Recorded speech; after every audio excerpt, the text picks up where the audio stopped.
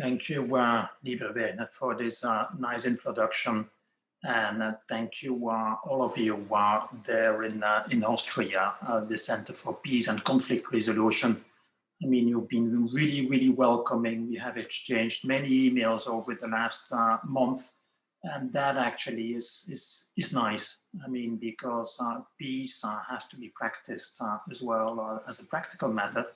And so, in this sense, I feel already part of this group, and that is nice. So, thank you for this warm welcome. The choice of yours to honor Edgar Morin, an important thinker. I have read many books by Edgar Morin, but I have never systematically worked on his his theory of complexity. So I prepared myself a little bit on this most fraternal thinker, if we can call him like that. And Edgar Morin is certainly, Edgar Naum is certainly a figure I admire. In France, for his centenary, Le Monde published a nice little booklet, and I went through it, and I just admire his trajectory from resistance during the Second World War, critique of totalitarianism, the importance of the imaginary and the symbolical, the way he treats mass culture, not like the Frankfurt School, but actually, how would I say, accompanying it. Complexity theory, of course, also very, very important.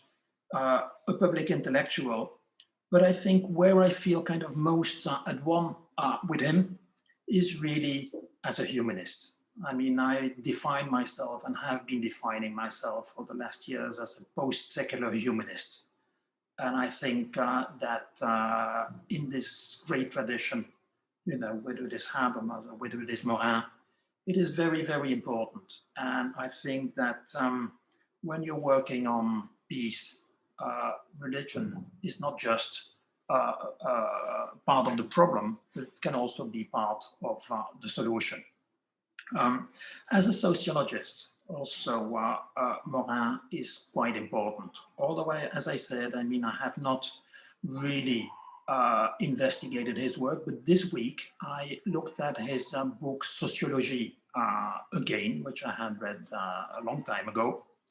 And I really discovered something very important, which is his theory of crisis. Because, of course, we have to think about crisis. We are in the midst of a crisis, and I'm speaking here from Rio de Janeiro in Brazil. So the only thing we have is crisis, crisis, and crisis.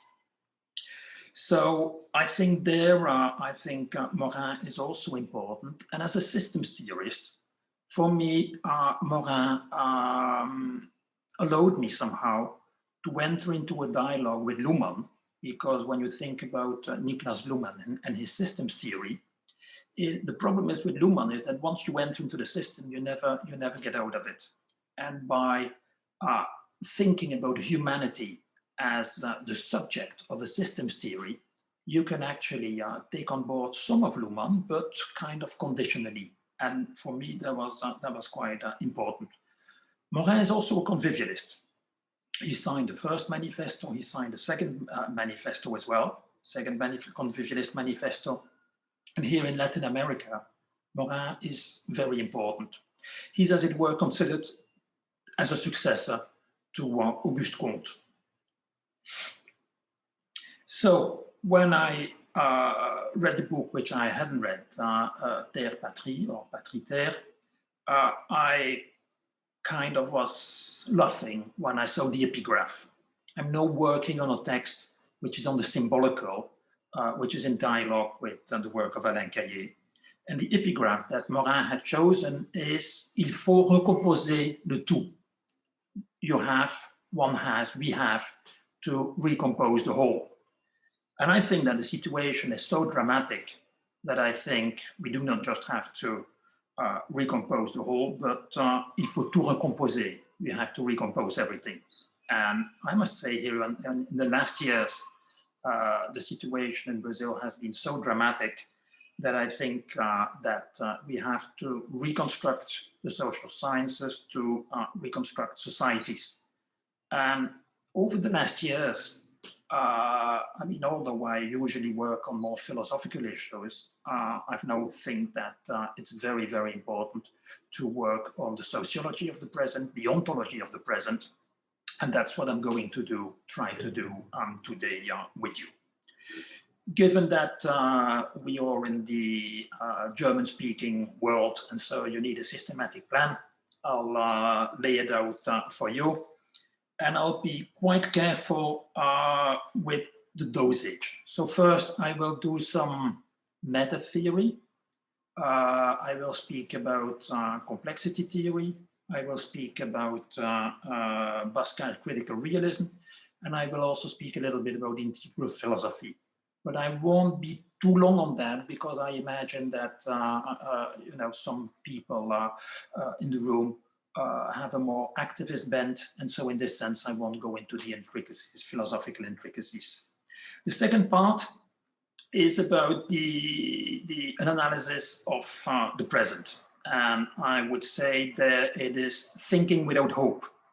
Don't, how would I say? I think that we have to think without fear, and as a heuristic, in a first moment, you also have to think without hope. So there I'll look at globalization, the contours of what I call the second post-modernity, which we are entering now. And I'll talk to you a little bit about Brazil, because every time when I have an international conference, I've done that for the last years, I mean, I think it's very important to sensibilize people to what is going on here. Then the last part will be thinking without despair. So, I mean, it's a dialogical approach. And there I will look at, you know, when we are looking at also societal crisis, I will try to change the perspective. And given that we cannot change the world at once, I will change the perspective and start where we can change things, which is with ourselves. So we'll look at personal crisis and personal transformation. Then I will look at normative professionalism, the work sphere, where ethics can be quite important as well. I will speak a little bit about the peer-to-peer movement and the commons. And then at the end, I will talk about the latest project I'm involved in, which is an attempt to set up a planetary citizens parliament. We've been working on it now for a whole year, and it's kind of coming nicely together. So the meta theory for the Anthropocene. This is actually the subtitle of a book that edited by Roy Bhaskar. And it's a dialogue between Bhaskar, the founder of critical realism, and Ken Wilber. But the book has been really late. I mean, Bhaskar died in 2015, and the book is still not out. But I think that's fine because we have to decelerate. I think that is important too. So Morin and his complexity theory. When you look at meta theories, what kind of meta theories do you have? I think the most important thing is kind of the ones that are able to offer a general framework for a dialogue between I would say, the social sciences, the cultural sciences, and also moral and political philosophy, one way or another. And Morin, with his complexity theory, certainly offers that. And I think he offers some interesting principles. I mean, if I had to summarize them, I would say the dialogical principle is quite important. It means, in fact, that dialectics comes to a standstill, which does not mean that there is no solution or that there is no resolution, but it means that, first of all, you have to look at the conflicting parties, the tensions, and you have to live with them. You have to stick with them. Whereas usually what you do if you're still thinking within a Marxist or within a Hegelian framework, you kind of think that there is a philosophy of history which can help you, but I mean, we don't have it anymore. This has collapsed. The philosophy of history collapsed sometime in the 1980s, and now we are looking just for fragments, in fact, trying to put things together, but we don't know anymore whether history is blowing in our side or not. The hologrammatic principle is also quite important, which basically means that you need to think the connections between the part and the whole. We are parts, but we are also wholes, and those two principles actually mean that you have to connect the particular, even the singularity, with the totality. And of course, when you're thinking in an ecological way, or if you're thinking in an integral humanist way, it basically means that you need to have this, I would say, those basic principles, ecological principles, but also moral principles of a common humanity. And even when you're looking at individuals, you have to maintain this connection somehow to be able to develop what I would call a conspiracy theory. A conspiracy theory in the positive sense, where the elements kind of conspire, conspirare, where they breathe in, breathe out together harmoniously.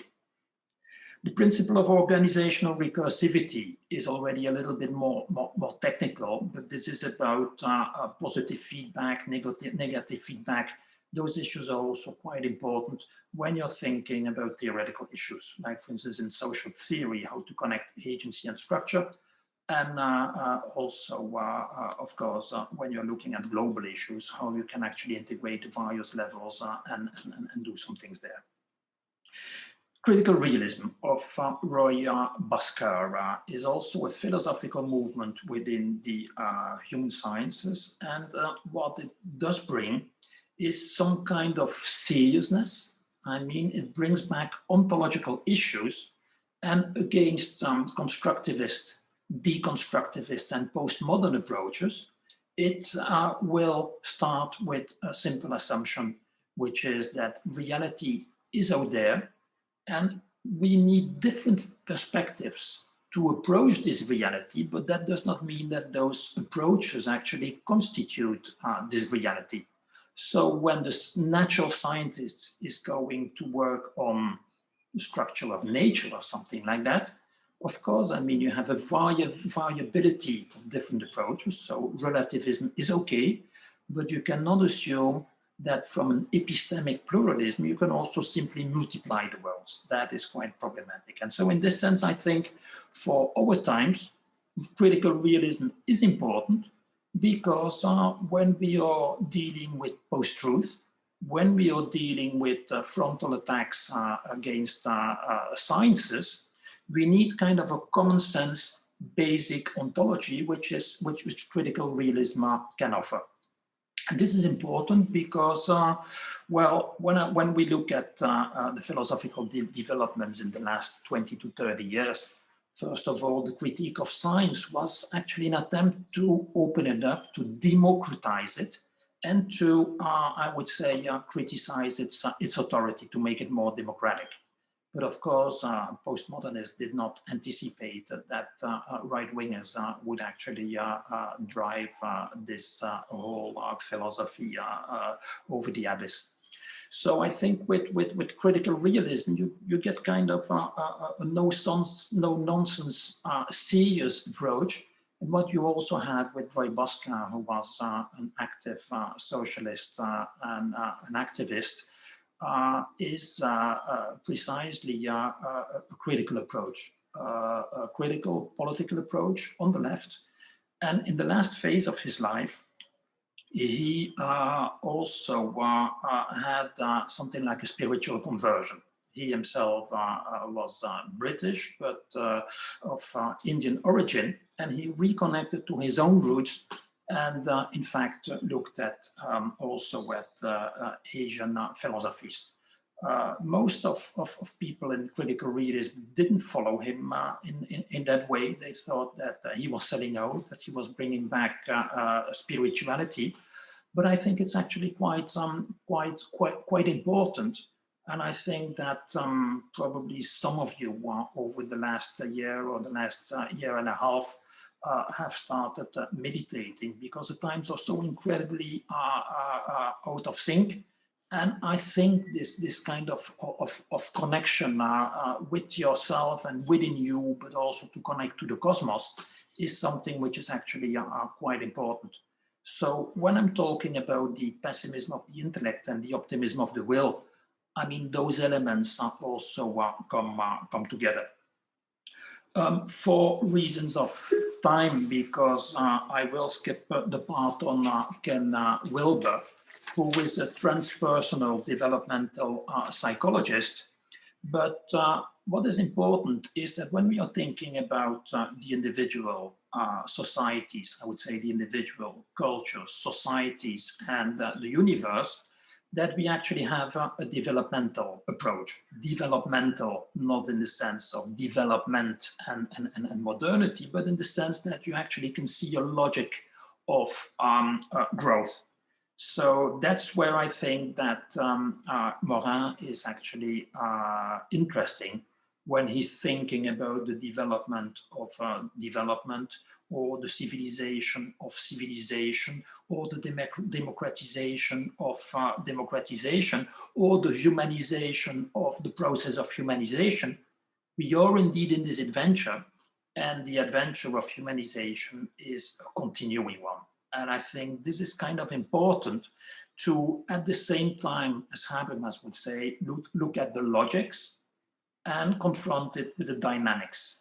The logics is kind of an opening up of possibilities, and then the dynamics is actually looking at the structures and the processes that block a possible breakthrough. So now I'm coming to the second part, which is about the crisis. And as Morin calls it, the planetary agony. The world is agonizing, and at times I am as well. I mean, the last 2 weeks have been extremely, how would I say, I would almost say crazy. I mean, really crazy. Kabul, Port-au-Prince, Brasilia, it's too much. It's too much. I mean, at the same time, we are continuously focused on the news. And it's kind of too much, and all that in a context of the pandemic is very, very difficult. Here in Brazil, the situation is even worse. I mean, because we don't only have to deal with one virus, which is the coronavirus, but we have to deal with another one, which is the Bolsonaro virus, which is as bad and as dangerous and as lethal. So, but how are we going to look at the development? I think it's very important somehow to change the scales. Changing the scales is an instrument which was developed by Italian microhistorians, and we have actually a good device to explain what it means. Think about Google Earth.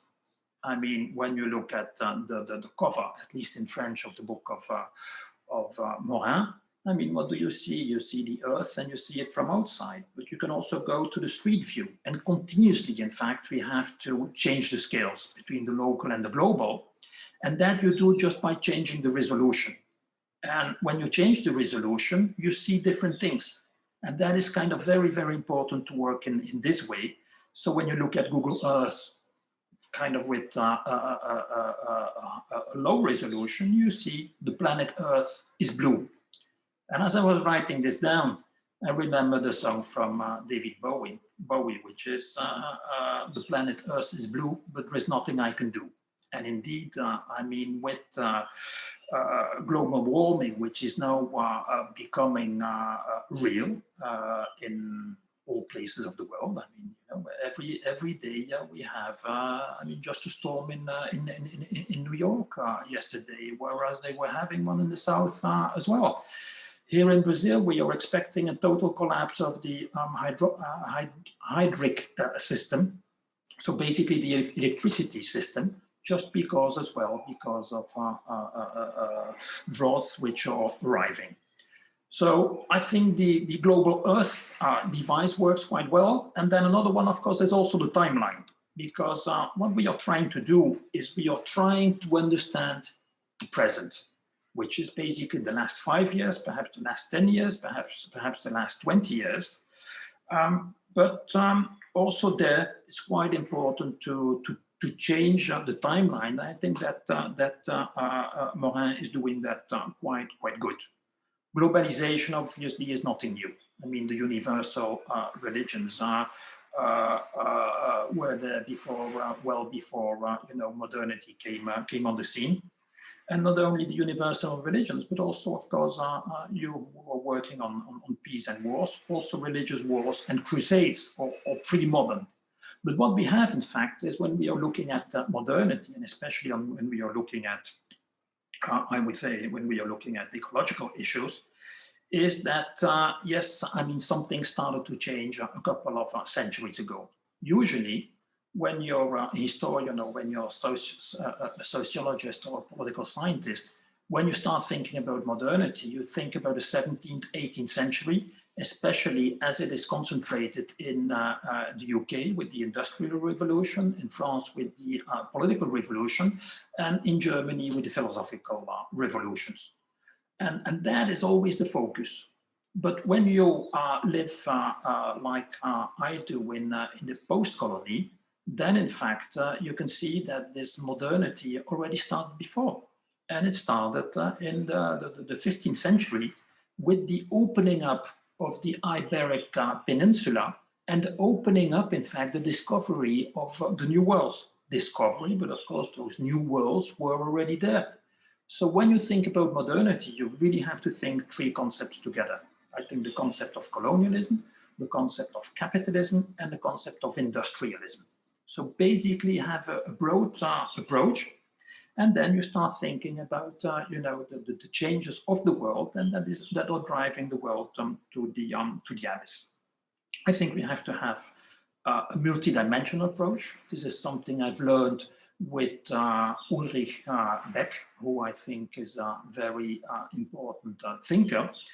And when you think about globalization, of course, the question is economic. So capitalism with its inflections of the last 30 years, neoliberalism, which of course is not an analytical concept, which is just a way of flagging to all of us, everybody who's present here, that we are standing on the left. It's not an analytical concept, which does not mean that the economic transformations are not real. They are real, but we have to be very, very careful not just to repeat always the same mantra, kind of by mixing a bit of Marx, by bringing in Foucault. No, what we have to see is that capitalism is at the same time in crisis, but at the same time reconstructing and transforming itself all the time. So even during the pandemic, we can see refocusing, a reorganization of capitalism, and what we have to look at is the success stories. I mean, the GAFAs, which are doing well, and I mean, capitalism is still thriving. Is it going to collapse? I don't know. But what we know for sure is that the next 10 to 20 years will be very, very difficult. Because if this pessimism is coming in, it is also because we are still leading with the after effects of the crisis of 2008. And I mean, with the pandemic, things are being. Technology is also quite important. Of course, the cybernetic revolution.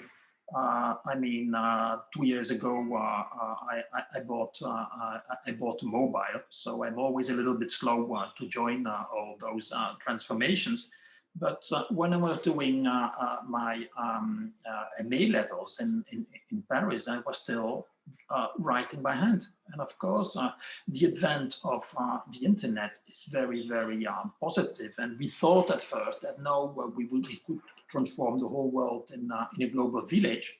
And then we discovered in the last 3 to 4 years that in fact the internet is a problem. I mean, the internet became a toxic environment, and we don't know how to deal with it. And that's where technology, artificial intelligence and all the rest. And unfortunately, I mean, those developments are too fast for humanity. And that, in fact, is another problem. We don't know how to deal with the technologies. We don't have time. The political situation is also pretty difficult. Political, when you look at globalization, you're always focusing at the nation state and the state at the same time is overtaken by, I would say, global markets and transnational corporations. It cannot properly resist. And so the idea was then that we would disconnect the nation from the state. So this is kind of a Habermasian idea, given that we can't save the welfare state at the national level, we have to build it up again at the European level, and then who knows, even further, perhaps as a cosmopolitan level. So let's get rid of nationalism and let's try to do something cosmopolitan. This sounded good, but unfortunately the hegemony shifted over the last 5 years. And so kind of everything that we were thinking on the left, I'm thinking here about an order globalization and the importance of metapolitics, has been recuperated by the right, because the right is an anti-systemic movement, and of course our call for another global. And so I mean, what we can see is that as a result of internal skirmishes, the left is as well disorganized, whereas the right is to a certain extent getting its act together. So that is kind of difficult when you think with I would say with Gramsci, and you think about neo-Gramscian international relations, where suddenly you see that you have a Gramscianism of the right and a metapolitics with where the extreme right movements are kind of interconnecting. I mean, you're in Austria, you were at the forefront of the populist movements. And then it started moving to other parts of Europe. I was living in Amsterdam, which another progressive nation, which suddenly collapsed in 2000. So, I mean, those questions are real questions. The cultural issue, I mean, given that we mentioned Gramsci and you know, cultural Marxism, there you have two different visions. I mean, one would basically try to reconnect it to capitalism and say that the culture has become standardized, it's McDonald's everywhere, and in fact, whenever you travel, whether it is in Asia or elsewhere, you find the same uniformity. I think that's not wrong, but that's the least interesting approach. And rereading Morin, of course, we have to think about cultural diversity. And when you think about cultural globalization, I think the best way to think about it is by listening to electronic music. I happen to like electronic music. Oh, those who don't like it, they only hear the beats and they'll think that people are beaten into submission. But actually, once you open it up, the nice thing with electronic music is that you can start mixing absolutely everything. You can bring in Bach. This is kind of the new classical music of the 21st century. And that is kind of nice because it's basically opening up different musicscapes. And that is the way to think about cultural globalization. What is interesting is that once you see this pluralization where also everything is interconnected, just think about Kabul. I mean, that fell. People have access to mobiles, they have access to the internet, which means, in fact, that even the imagination is globalized with all its problems. Because when you then move to the level of subjectivity, what you have with the subjects is that they themselves have become plural, for the best, but also for the worst. And the postmodern subject is a fragmented subject, is perhaps also a depressed subject. Because when you think about young people, but not only young people, I can even see it with older people, this continuous connection to the news, to your iPad, to your tablet, to your mobile. In fact, we are not the same persons that we were that we were 5 or 10 years ago. And even during the pandemic, it's very, very difficult to get concentrated, especially here in Brazil, because from one day to the other, everything can change and you have continuously, you're working at the limit. So this changes as well our subjectivity. Excuse me, I had much more. I think I will have to, well, I'll just try a little bit, because with the globalization, what you have, in fact, what we need to think is the present. I mean, Edgar Morin was thinking about the sociology of the present. I call it the ontology of the present. Why is that? I do that for different reasons. I do it because I think that sociology is a 20th century discipline, and I don't think it has a future. I mean, I think that what we need to do now is basically look at the social, ecological, political, cultural, and other problems, but it doesn't matter which discipline you come from. I mean, whether you come from philosophy or whether you come from anthropology, it doesn't even matter whether you're doing science or whether you're doing journalism.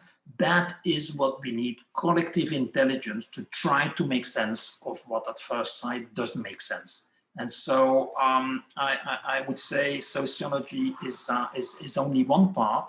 It is helpful, but to me, it doesn't make much sense to always go back to Marx, Weber, and Durkheim. I mean, what we need to think is not the last 2 centuries, but basically what is going to happen in the next 10 to 20 years, the next 30 years. That is what we have to think. I call it the second postmodernity. So the first postmodernity started in 1980, which was basically a disappointment, a disillusion with 68, because it was recuperated or because the dreams didn't come true. And now we are going through a second postmodernity where what we see, it's no longer just the culture that is cracking, but it's the whole system in itself. It's systemic breakdown, which we see at all levels. And the timing, I think, is we have to start in 2001. 2001, I think the attack on the Twin Towers was important because it was the opening shot of a global civil war. And I think what happened in Kabul is exactly that. But it's also more important because what we saw with Kabul, we saw that the American century is over. So now we know that the other forces are coming up. And in fact, when you look at modernity, what we know is that the West has dominated for 2 centuries. And this period is coming to its close. So we have a lot of turbulence. I think 2008, the crash, Wall Street crash, is also quite important because all this negativity comes from there. In Brazil, the crash came later, only in 2013, but its effect was really so incredibly strong. And I think, if I would have more time, I would speak about Brazil, but I'll skip that part. The Great Recession, 2015 was a terrible, absolutely terrible year. Trump was elected, a counter coup in, we had the Brexit, a counter coup in Turkey. And here in Brazil, we know now that we also had a first coup and a second one is being prepared. Actually, right now, it is a very tense moment in Brazil because next Tuesday, we have manifestations of the extreme right. And basically, this is a coup which they are planning because the tensions within the rule of law between the powers, between the executive, the legislative, and the juridical powers are it's so incredibly tense. So what the extreme right is going to do is a show of force, and absolutely anything can happen. So this is also a result of, I would say, the Great Recession of 2008, 2015, which is the Great Repression, and the pandemic. Of course, in the beginning, we thought that something good might come out of it. And now we know that, we are not even sure that we will get out of it. And with the pandemic, finally, we are exiting the 20th century and we are entering the 21st century.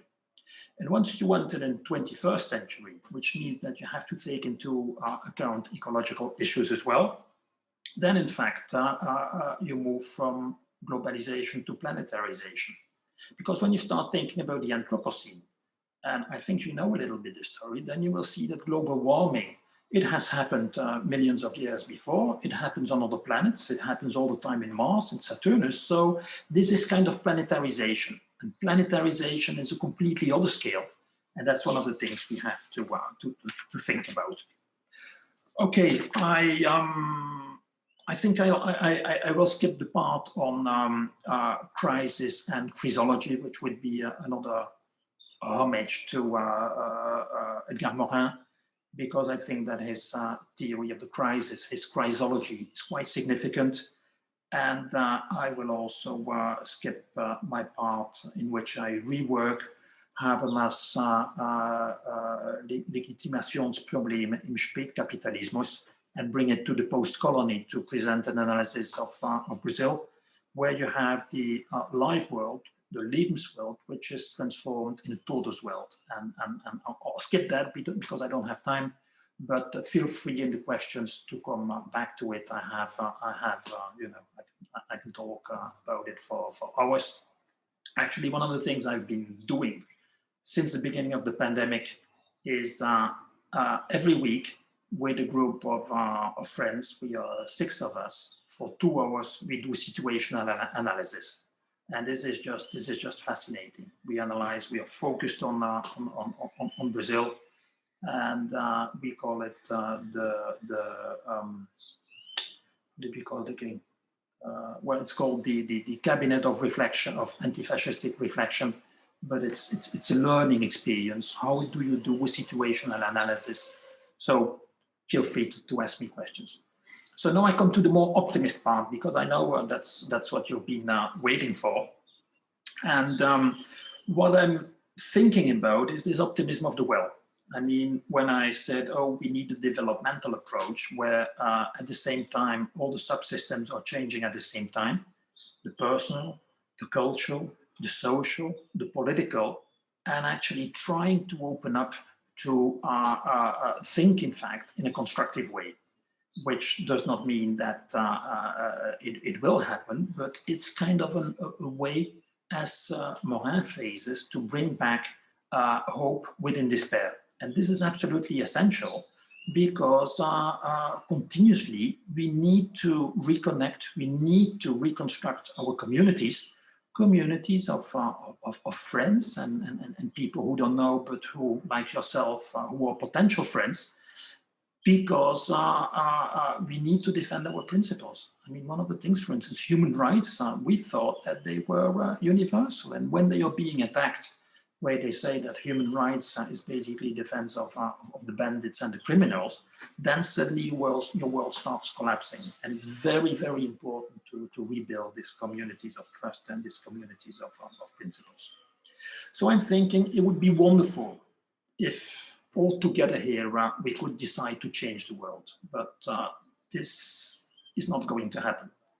So against this background of collapse, which is systemic collapse, and of the different subsystems at the same time, what you call the polycrisis, what I call an omnicrisis.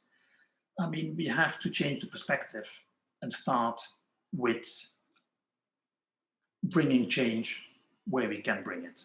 And one phrase from Roy Baska, which very much inspired me, is the only thing we can change here and now is ourselves. So that is basically where we have to start. I think that what we need is something like existential activism, where, how would I say, the personal and the political, the academic and the personal, those things continuously come together. So I think Morin is also exemplary in that regard, the poetic dimension. And of course, this does not mean that you're self-centered, but that is what we need, because that is where the forces are. So the broader perspective is, to quote a fantastic phrase of Paul Ricoeur, is the good life, with and for the others, in just institutions, and he forgot to add, and a sustainable environment. But of course, the question is, how long can we sustain sustainable development? It's a difficult question, but I think we need to pose it. So if I would have not skipped the Brazilian part, I would have talked about our students who are absolutely desperate. They go through personal crisis, and in fact, when you look at the psychopathologies, they have changed.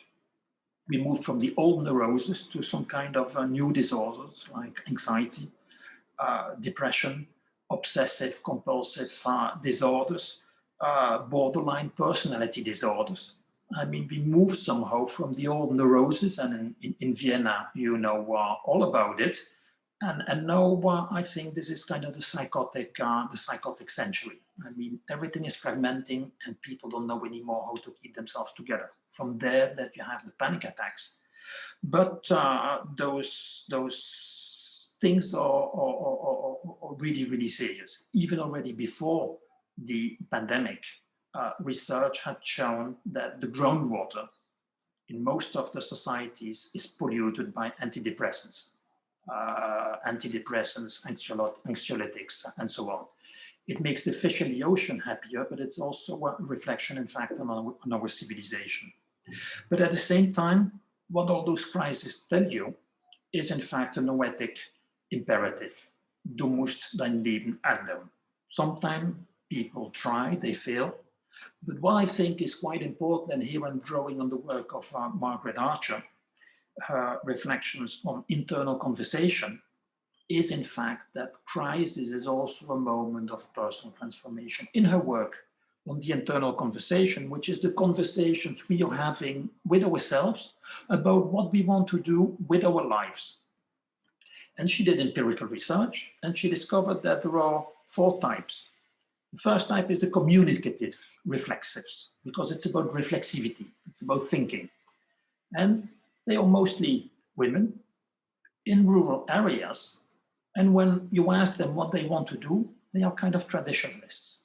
For them, the family is the most important. With the result, in fact, that they stay put where they are. Because if family is the most important, well, then you'll start hesitating when you go, whether you'll go to the university. Then you will start hesitating whether you'll take a job. So they are the communicative reflexives. When they have a question, I would say they solve it by talking to their mom, by talking to their friends. So their reflexivity is quite low, but it's because the communication and the community is so important. The autonomous reflexives, they are mostly male. They are also thinking, but when you ask them what they are thinking about, they are thinking about technical issues. They are thinking about their careers. They are, of course, the people who are successful in life. Because what you can see is that even if they have kind of bad luck in their career, a year later, they are back on track because they continuously have projects. The important issue then, the third category, was the meta-reflexives. They are idealists. They are people who are continuously thinking about their own utopias, about their own dreams. They are seeking some kind of coherence. And when you look at them, they are critical. They are continuously critical about themselves. They are critical about their institutions. They are on the point always of resigning because they are not happy with their environment when they cannot change it. Sometimes you find them moving from one continent to the other. And this is quite interesting because those are actually the people I'm thinking about. I mean, people like some of us, which are kind of those existential activists. They are beyond power, they are beyond money. They are somehow tragic figures because you see them kind of dreaming, but of course, when you dream, you also have the reality principle that comes in. And then the fourth category that Margaret Archer brings in, they are the fractured reflexives. For them, the internal conversations don't work because as soon as they start thinking about their life, they get lost. Emotions come in and drive them away. And actually, what I want to suggest is that we are all one way or another fractured, meta-reflexive, meta-communicatives, meta-autonomous. And so I think that the crisis, the personal crisis, if you're lucky, I mean, and you survive, if you're not lucky, I mean, but this is not the point here to think about all our friends who we lost through drugs or suicide or other issues. But the crisis is actually a moment you have to share. It's a moment of reconstruction. It's a moment when you start to think what you're doing with your life and you draw the conclusions from it. What I think about the people then, assuming that they know who they are and what they want to do with their life, then the next question is what they want to do in their life. And I think that social movements are very important.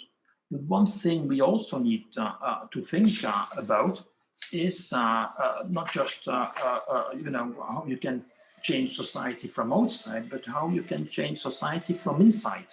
This is kind of a Habermasian insight, because in Habermas you have an opposition between the system and the live world. And if you want to change a system, in fact, I mean, you have to go through the system. So that's where I want to think about normative professionalism. What does it mean to be a good professional? What does it mean to be a good professor? What does it mean to be a good teacher? What does it mean to be a good doctor? What does it mean to be a good nurse? Those questions are quite important, because that allows us to connect the noetic personal revolution, kind of assuming that people connect to values after a crisis and that they really think and discover what is important for them. How actually can you bring them back into the system to bring the system to change the system from within? This is also when it's something I learned from Ulrich Beck, that if you want to solve the issues, and he was thinking about ecological issues, and he was actually looking at the Scandinavian and the northern countries on ecological issues.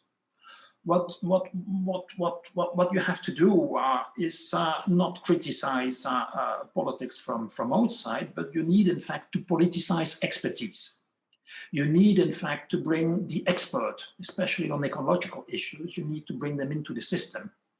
And the example he was giving is how the Netherlands, actually, and the Scandinavian countries were putting ecological issues on the European agenda.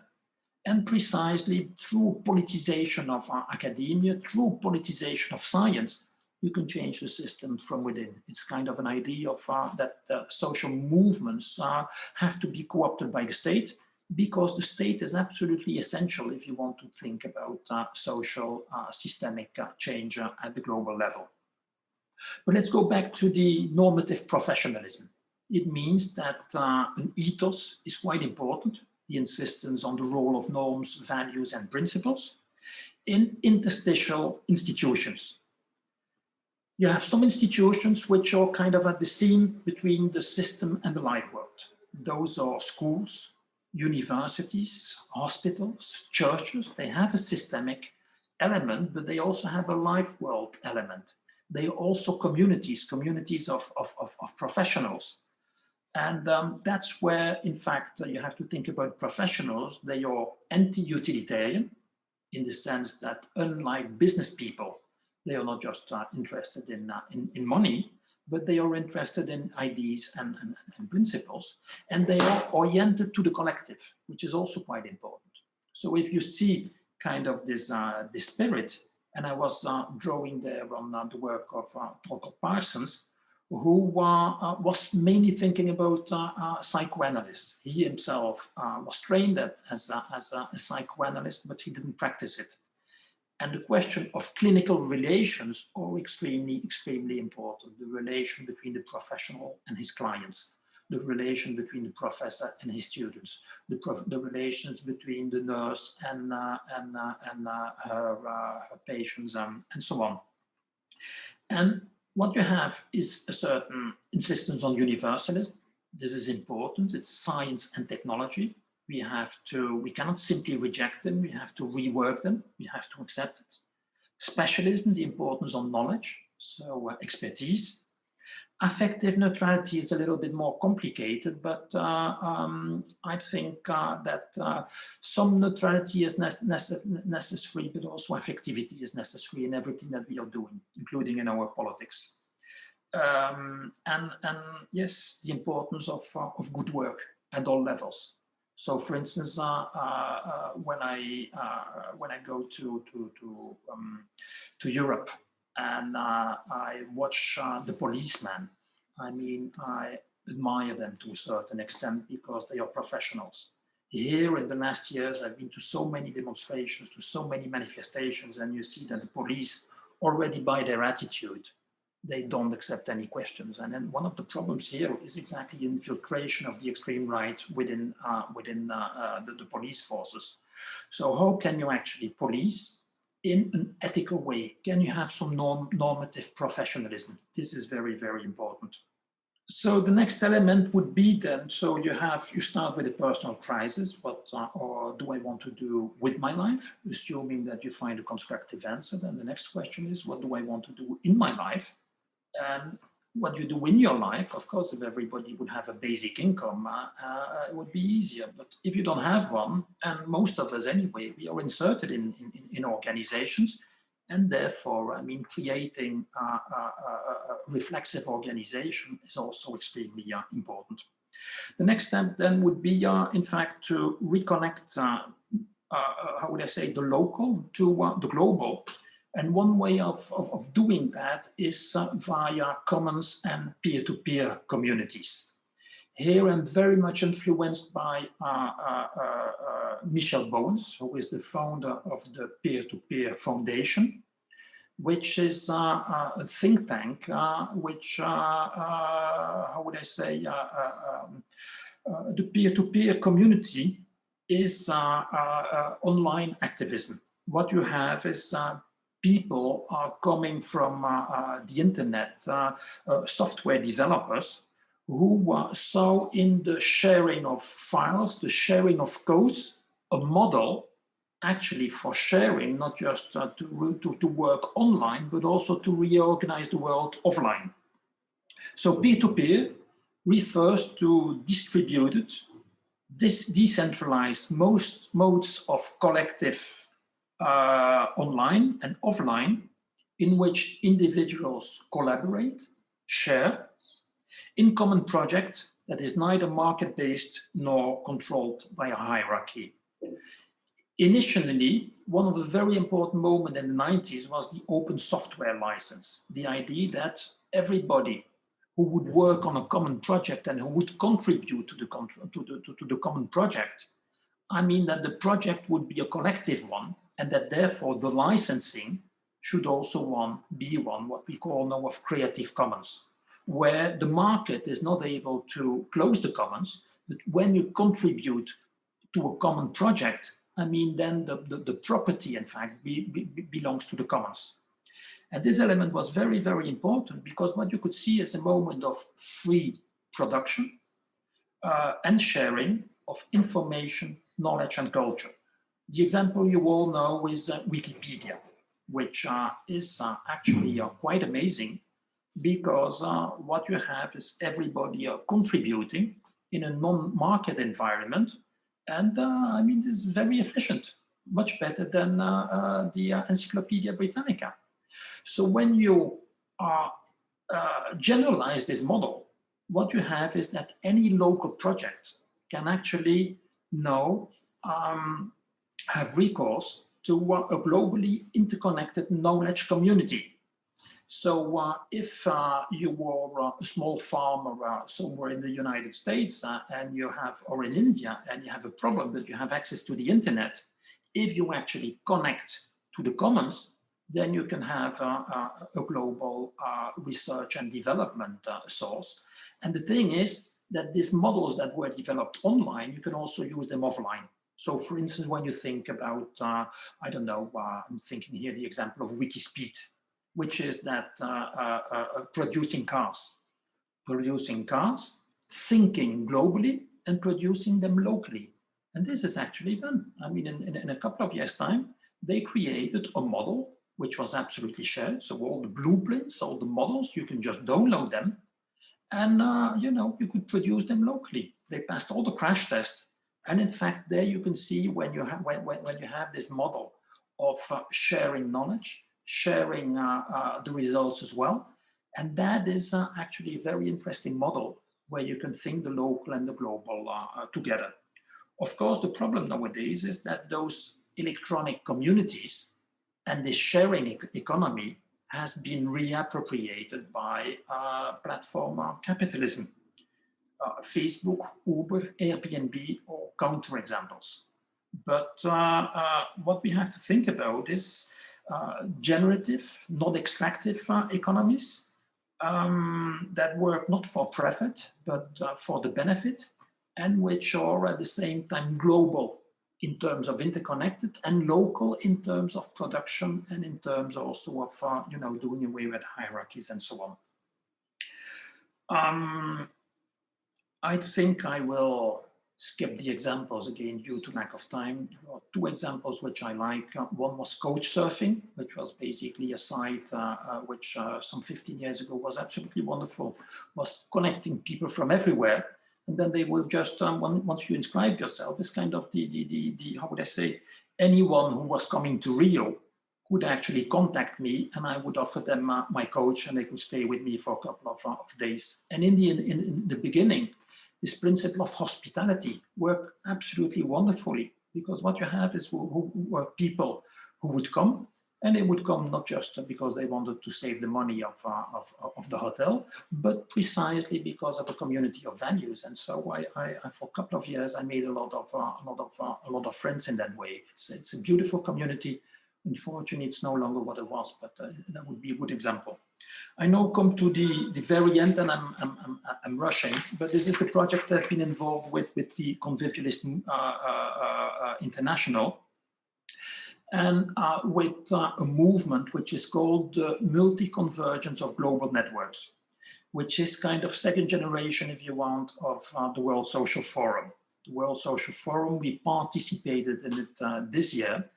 But the problem with the World Social Forum is that, how would I say, it was a very, very nice project, but the old politics were still kind of there. The hierarchy, the infighting. And what we want to do is actually to bring different global networks together and work through inter-articulation of the projects. What we were trying to do in our own way is create a gentle but radical network of intercooperation between 7 global networks, 7 global social movements, though we don't call them movements anymore, we call them processes. Processes, which is basically different movements, some are ecological movements, other are international religious movements. We have also different communities who are working with indigenous populations, or in Latin America, or in India, and kind of 7 global networks coming together with the idea to create something like a global citizens' parliament. What would a global citizens' parliament be able to do? Well, the idea would be that we need something next to the United Nations, which would be, how would I say, driven by the citizens, and so not by professional politicians. We agreed also on a pact of conviviality, which is kind of a basic mode of interacting and cooperating within the networks, which is very, very gentle, because we want to get away from the old politics. And so we conceive it, in fact, as a feminine way, not of networking, but of net weaving. It takes a lot of time, because you have to start working together, you have to start to learn to deal with tensions. But so far, it has worked relatively well. So what do we want to do?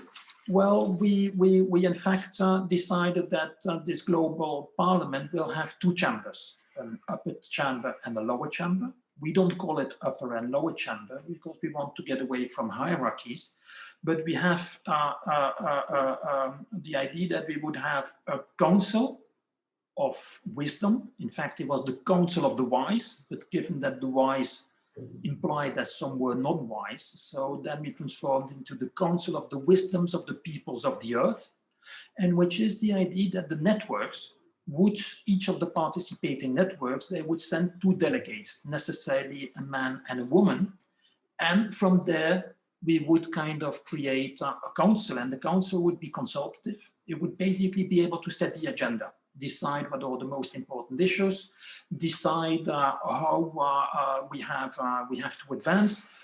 In fact, the idea is to create a moral consciousness, a planetary moral consciousness, a bit like the Russell Parliament of the 1970s. And we are trying to implement that, but that takes an awful lot of time and an awful lot of work, because you continuously have to mobilize the people, and you know, it's very difficult also to bring them online, because people are spending already too much time online. And one more, but tomorrow we will have the third session of the council, and we've been working hard on it, and we hope that is going to work. The second step would be to build an assembly. And an assembly, what we would do there is bring in common people from within our networks. So basically bringing in the grassroots, and each of the networks would have to indicate 10 people, and then they would be the assembly. They would be the ones who would be able to deliberate, and they would be selected by lot.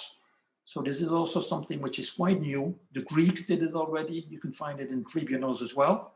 But the idea of selecting ordinary citizens so that they can join the parliament is in fact has been rediscovered in the last 20 years. And we want to do the same thing so that the representatives, in fact, of humanity, they are selected by lot. So in this sense, I mean, they have to represent in miniature the variety of the universe. This will be an awful lot of work, but we are trying to do it as a very, very humble level.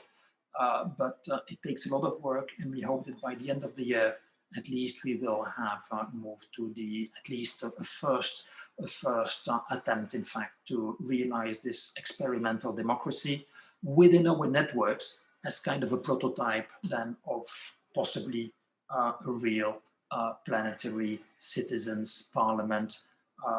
But all this is very much work in progress. I'm so terribly sorry. I feel that I have been rushing at the end, being aware of the time. I even am losing a little bit of my breath, so I think it's time to stop here. One thing I think is those certainly are very, very interesting times. I mean, they are existentially very, very taxing, but we are lucky to be, living in this time as academics, as activists. It's the times are absolutely fascinating. And I mean, here in Brazil, I have, a wonderful, very, very hard, very difficult position. But this is, in fact, where, how will I say, where the future is being constructed. And even if it's, it doesn't look very bright, I mean, it's fascinating. So I stop here and thank you for your attention.